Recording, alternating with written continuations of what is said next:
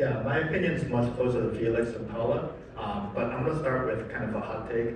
I think 99% of the digitalization, like the tokenization things we're doing, are incredibly stupid, right? Like, stop tokenizing dumb shit, stop tokenizing securities, like, ETFs are already a token, right? It is a thing that represents a basket of goods in another digital way.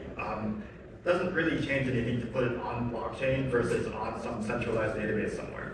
So like, I think there's way too much hype over just tokenization in general. However, there are a couple places where tokenization makes sense, right? Tokenization makes sense if you're going to make something more efficient, if you're going to reduce fees, if you're going to be able to do something that makes the financial system better. If you take a security with all of the stupid shit that we do in finance, am I allowed to say shit? Anyway, I said it twice now. No, you're not, but you are. Off you go. Off I go. Scandalized. Put your hands up.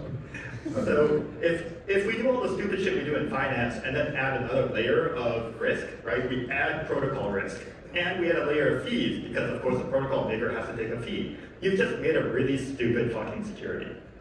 Sorry. It's entirely like over time you get like more intellectually honest. Like the irony is, I was like, why does it cost me, let's say, $60 to transfer my equity from, let's say, Robinhood to Charles Schwab?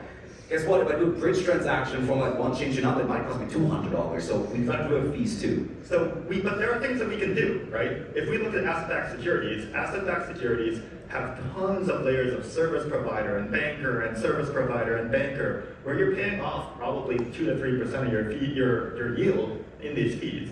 That's a smart contract, right? That's something that we can actually do with programmable money. And I think that's the direction a lot of these things go. To your point about gaming assets, right?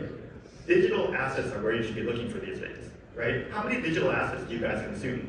You consume music, you consume video, you consume all sorts of like ebooks, right? These are the places where tokenization is going to start to make sense and financialization is going to start to make sense. However, like real estate, really? Like, how are you going to tie the physical thing to the digital thing, right? You need this whole legal structure to like wake up and catch up to it. I think that's way harder than if you stay in the digital space.